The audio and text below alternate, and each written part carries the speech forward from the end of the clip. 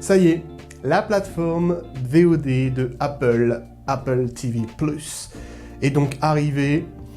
Et on va découvrir un petit peu justement ensemble les quelques séries qui ont été justement proposées par cette nouvelle plateforme, par ce grand géant qui est Apple qui du coup a voulu surfer comme absolument tout le monde, comme Netflix, comme Amazon, OCS, Disney+, etc., etc., et comme prochainement Facebook, Snapchat aussi à sa plateforme de VOD, enfin bref, Google également avec YouTube Originals. Ce que je veux dire c'est que maintenant, l'univers des plateformes de VOD, il y en a de plus en plus parce que c'est un truc extrêmement rentable. Et donc Apple a vu un petit peu le business florissant qu'il pouvait y avoir derrière et s'est dit, bah, je vais faire ça. Et c'était plutôt une bonne idée, j'ai envie de dire. Enfin, une bonne idée en quelque sorte, parce que maintenant, on va avoir plusieurs abonnements. On va jamais trop savoir où aller vraiment sur les plateformes, ça va être un petit peu compliqué. Mais ce que je veux dire, c'est que c'est vrai que c'est une bonne idée parce que ça permet de découvrir de nouvelles séries qui n'auraient pas forcément eu le budget ou voilà. On peut justement accéder à des séries qu'on n'aurait pas forcément pu voir sur d'autres plateformes. Et donc, dans cette vidéo, je vais te présenter un petit peu les 4 séries qui ont été justement proposées par la plateforme d'Apple. Et ça sera automatiquement sans spoiler parce que ça sera ce sera juste un bref avis pour te donner un avant-goût un petit peu de ce que c'est, parce que je ne les ai pas regardés entièrement, à part une seule, mais je vais y revenir. Donc ça sera surtout pour te donner un petit peu un avant-goût et te présenter un petit peu les séries du catalogue. Ces 4 séries en question, je vais te les présenter par ordre de celle qui me hypait le moins à celle qui m'a hypé le plus, et dans l'ordre dans lesquels je les ai regardées. À savoir, donc la première, c'était donc See, avec Aquaman, alias Jason Momoa. Ensuite, il y avait For All Mankind, avec Robocop, alias Joel Kinnaman. Après, il y avait The Morning Show, avec tout un tas d'acteurs et d'actrices extraordinaires, à savoir Jennifer Aniston, Reese Witherspoon et Steve Carell. Et enfin, je vais te parler de la série Dickinson, avec Ali Stanfield dans le rôle titre. On commence donc avec See. Alors, See, c'est... j'ai regardé un seul épisode. Pourquoi je ne vais pas continuer cette série, je vais te l'expliquer justement ici. Alors, c'est une très bonne série, je trouve que c'est vraiment une série qui a du budget, ça se voit tout de suite, puisqu'on se retrouve un petit peu dans un univers un peu préhistorique en quelque sorte. En tout cas, voilà, c'est très ancien, la façon dont ils vivent. Et la particularité de cette série, c'est que tous les personnages, en fait, sont aveugles. Voilà, ils sont tous aveugles.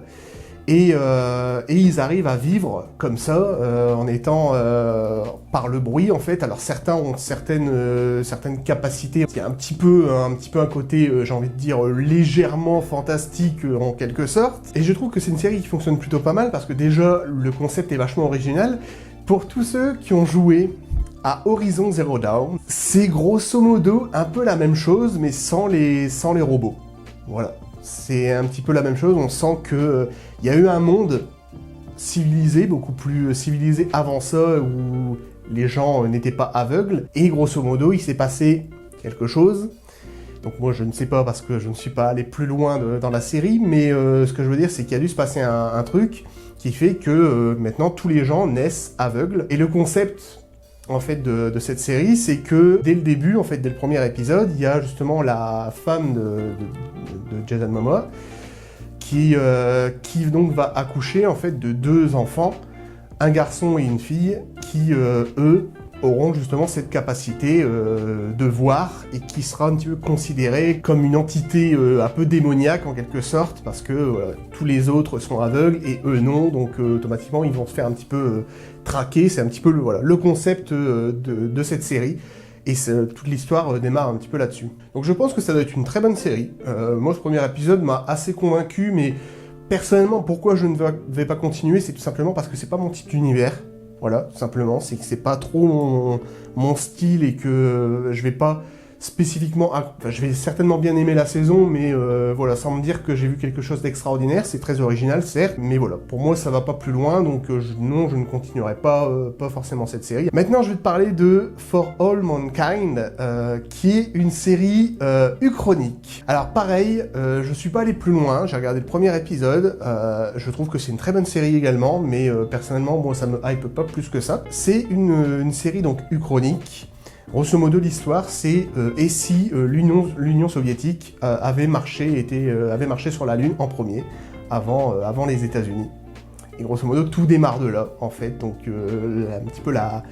on sent un petit peu cette décadence au niveau des États-Unis qui, eux, étaient vraiment ultra motivés à cette course, en fait, dans cette course de l'espace, à cette course à la Lune, de qui serait le premier à marcher sur la Lune. Et en l'occurrence, dans cette série uchronique, dans cette uchronie, c'est l'Union soviétique qui marche en premier. Et du coup, ça va changer beaucoup de choses, en fait, aux États-Unis, et notamment la motivation qu'avait le gouvernement américain à essayer d'aller explorer d'autres planètes. Donc du coup, c'est une série vachement intéressante parce que grosso modo, on voit du point de vue donc des États-Unis, parce qu'on là on suit des Américains, on voit un petit peu leur frustration en fait par rapport à tout ça et le fait qu'ils sont de moins en moins déterminés à aller visiter d'autres planètes et de faire justement de l'espace en fait le truc numéro 1, d'avoir justement tous les budgets qui soient alloués à la NASA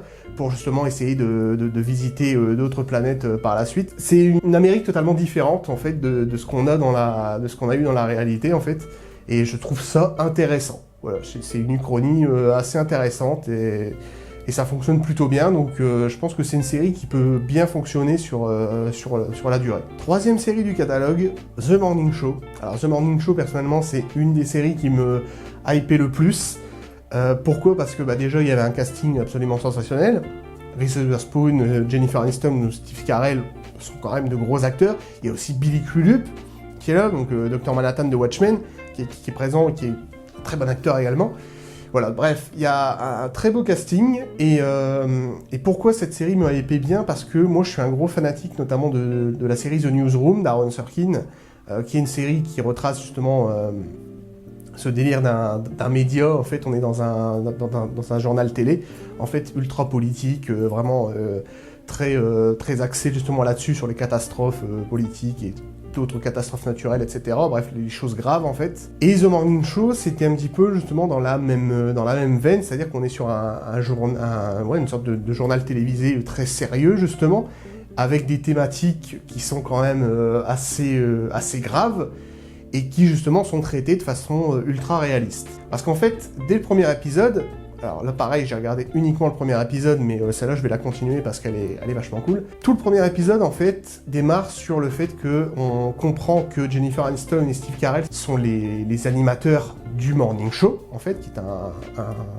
une émission très populaire justement, et on démarre le scénario en disant que le personnage donc joué par Steve Carell est accusé d'agression sexuelle par plusieurs femmes, et donc se fait virer en fait de l'émission du Morning Show.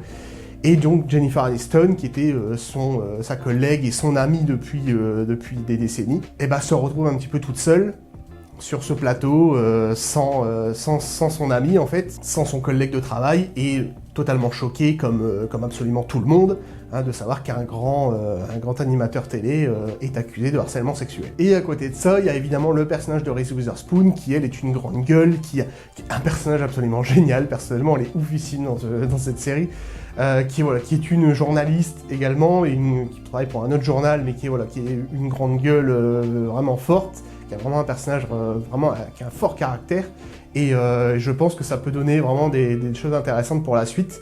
Et voilà, tout démarre de là, donc le concept est bien foutu, déjà, parce qu'on a un concept réaliste avec des thématiques quand même assez graves sur les agressions sexuelles, notamment par des gros influenceurs, donc c'est quand même assez chaud quand même à traiter, mais ça fonctionne plutôt bien. Donc oui, du coup, c'est une série que je vais continuer, clairement, parce que c'est vraiment, je trouve, une série qui a des thématiques intéressantes, qui est sur un concept intéressant, et avec vraiment des acteurs petits oignons, quoi. Vraiment, Reese Witherspoon, Jennifer Aniston aussi, excellente.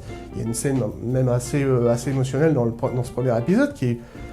Voilà, on sent vraiment le talent de l'actrice, pareil pour Steve Carell, enfin voilà, vraiment un bon casting qui est dans cette série, donc oui, je pense que c'est une série que je vais continuer, et que je t'invite vraiment à regarder, parce qu'elle a vraiment du potentiel. Et enfin, la quatrième série de ce catalogue, alors celle-là je vais t'en parler vite fait, donc il s'agit de Dickinson, qui est une série donc sur la la poétesse Emily Dickinson, en fait, sur la jeunesse de cette poétesse américaine qui est considérée comme une des plus grandes poétesses jamais dans le monde, en fait, clairement. Donc c'était une poétesse américaine et on retrace un petit peu sa jeunesse, en fait, donc au 19e siècle. Et pourquoi je vais t'en parler vite fait? Parce qu'il va y avoir une critique, et je vais faire une critique vraiment là-dessus, parce que c'est la seule série là, pour l'instant du catalogue d'Apple TV que j'ai regardé en entier. Donc j'ai vu voilà, l'intégralité des 10 épisodes.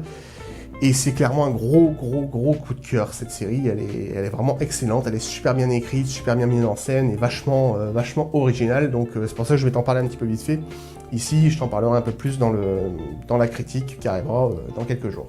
Alors donc Dickinson, je l'ai dit, c'est une série sur la poétesse américaine Emily Dickinson et qui donc est jouée par Hailee Steinfeld, qui joue extrêmement bien dans cette série. Personnellement, je trouve que c'est son meilleur rôle en tant que jeune actrice depuis ces dernières années, qu'on a pu voir dans Bumblebee, dans La Stratégie Ender aussi, excellent film de SF. En tout cas, c'est une excellente actrice, je trouve qu'elle a vraiment quelque chose d'intéressant et elle joue vraiment extrêmement bien ce rôle d'ado un petit peu rebelle, et de poète justement très intelligente, très cultivée. Elle fait un petit peu de la peine par moment parce qu'elle vit justement dans une famille dans une famille qui est pas trop en accord avec la poésie pour une femme à cette époque. Voilà, c'était un petit peu compliqué et donc on suit un petit peu son quotidien et ça fonctionne super bien parce que c'est une série qui est entre le mix entre la comédie et le drame, donc c'est une dramédie et qui fonctionne très bien dans les deux aspects. Alors c'est un format assez court, parce que c'est un format de 30 minutes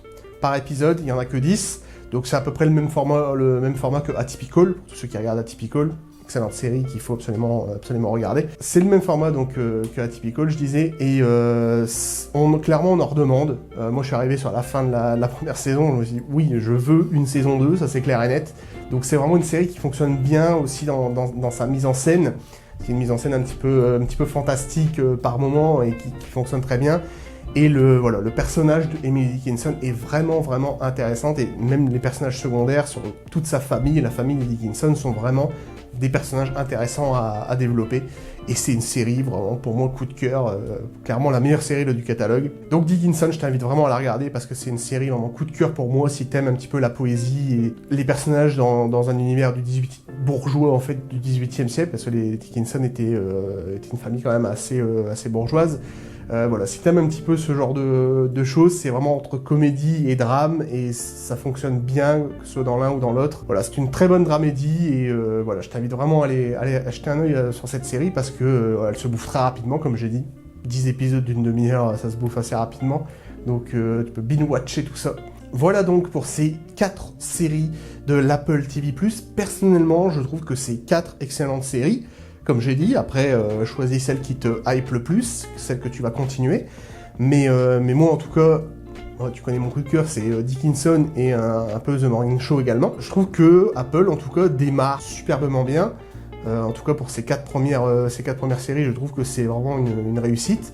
Je sais M. Night Shyamalan, là, il est en train de travailler aussi sur une série qui s'appelle The Servant, qui est une série assez spéciale aussi, que j'ai hâte de découvrir également.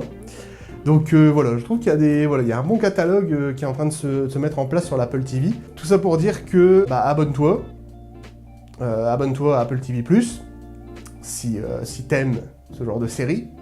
Et tu peux t'abonner à ma chaîne aussi, également, si t'aimes ce genre de vidéos. Voilà, et moi je te retrouve pour de prochaines vidéos et pour bien sûr une critique de Dickinson qui sera la prochaine vidéo. Je te l'ai dit, donc voilà. Donc n'hésite pas à t'abonner à la chaîne et à me dire un petit peu, toi, en commentaire, quelle est ta série préférée parmi les 4 que je t'ai présentées, quelle est celle que tu as continuée ou que tu as arrêtée, bref, n'hésite pas à me dire tout ça en commentaire et moi je te retrouve pour de prochaines vidéos. Ciao!